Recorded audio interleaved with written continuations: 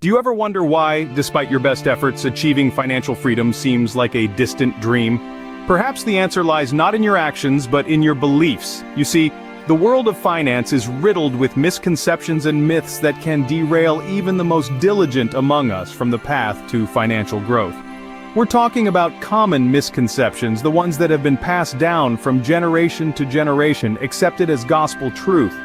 These myths, disguised as sound financial advice, could be the very shackles keeping you from your financial goals. They might make you feel safe, but in reality they could be holding you back. In this video, we're going to dissect these myths, debunk them, and shed light on the reality behind them. It's time to challenge what you think you know about money and wealth. Stay tuned as we unravel these myths one by one and set the record straight. It's a common belief that earning more money means you'll automatically be wealthier, right? Wrong. Here's the thing, folks. More income does not necessarily equate to more wealth. It's all about how you manage that income. You could be earning six figures, but if your expenses mirror your income, you're not accumulating wealth. You're just maintaining a high-cost lifestyle. This phenomenon is known as lifestyle inflation. As income increases, so does our tendency to spend more, buying fancier cars, bigger houses, and pricier gadgets. But here's the kicker.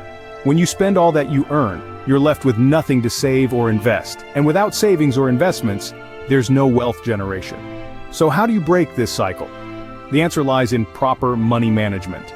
First, resist the urge to inflate your lifestyle as your income grows. Keep your expenses in check and live below your means. Second, make saving a priority. Pay yourself first by setting aside a portion of your income for savings before allocating money for expenses. Third, invest wisely. Put your money to work by investing in avenues that offer good returns over time. Remember, wealth isn't about the size of your paycheck. It's about the distance between your income and your expenses. It's about growing your net worth over time. Remember, it's not about how much you earn, but how much you keep and grow. Many believe that investing is a playground for the wealthy. Let's debunk that. Once upon a time, investing might have been a luxury reserved for those with deep pockets, but today, the financial landscape has changed dramatically. Thanks to modern tools and technologies, investing has been democratized. It's no longer a game for the wealthy, but rather an opportunity for anyone who's willing to take the plunge. Nowadays, you can start investing with as little as the price of a cup of coffee. There's a plethora of apps and platforms that allow you to buy fractions of shares, making it possible for everyone to own a piece of their favorite companies, regardless of the stock price. But what's even more exciting is the power of starting small. The magic of compound interest allows even the most modest investments to grow over time. Albert Einstein himself once called compound interest the eighth wonder of the world. He who understands it earns it, he who doesn't pays it. So what's the takeaway here? Starting small and investing consistently can lead to significant growth in the long run. It's not about having a lot of money to invest. It's about starting early, being consistent, and allowing your money to work for you over time. Remember, investing isn't a game of the rich, it's a game of the patient. It's a tool that everyone can use to build wealth. So don't let the myth hold you back.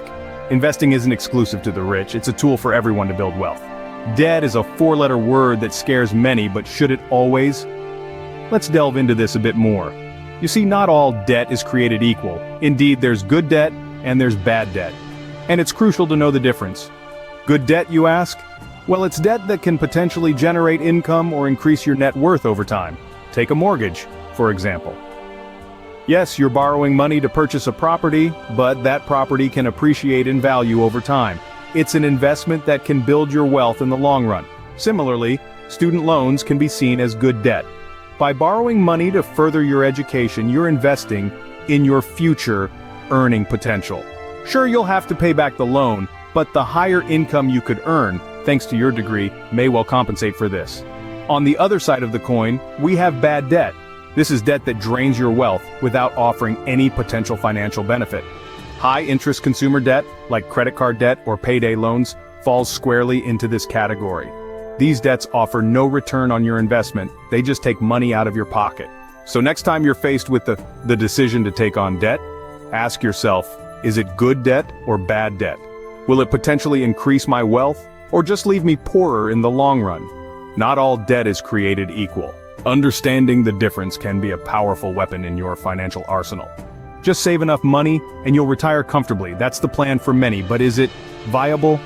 This statement might sound like a solid retirement plan, but let's delve a little deeper. Imagine this. You've spent decades saving and finally have a hefty nest egg. You're ready to retire.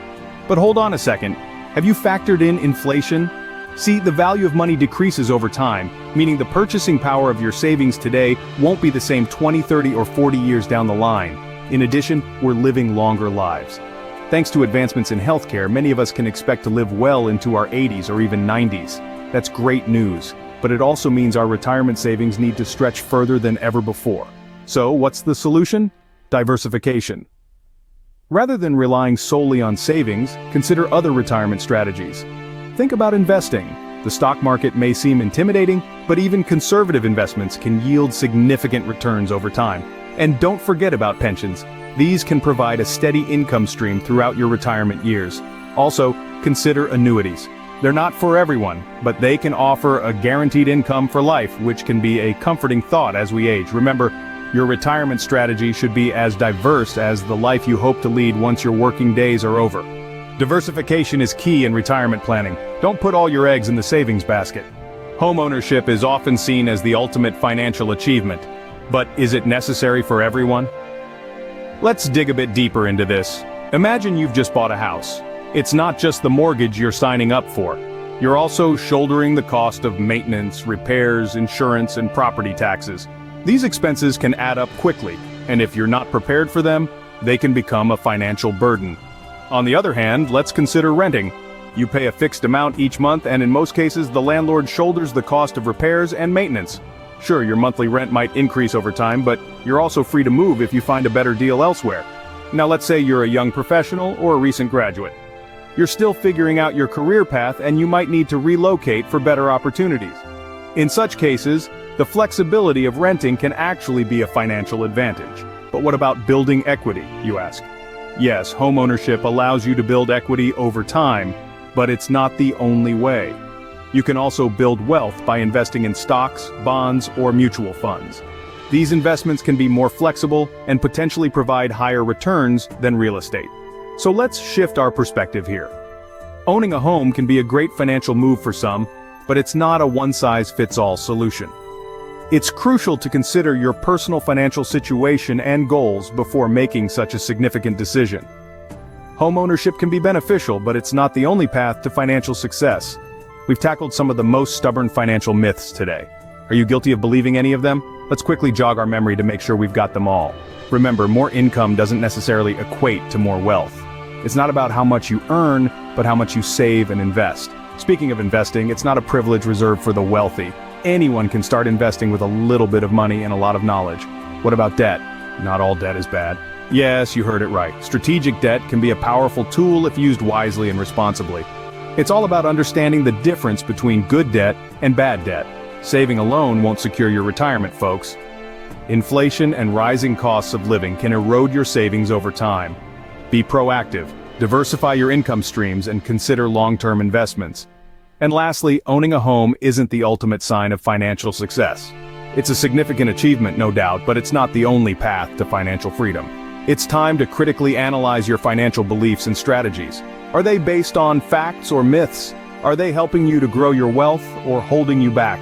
It's never too late to change your financial mindset. Reevaluate your financial strategies, break free from these myths, and take control of your financial destiny. Subscribe for more insights and tips to master your money.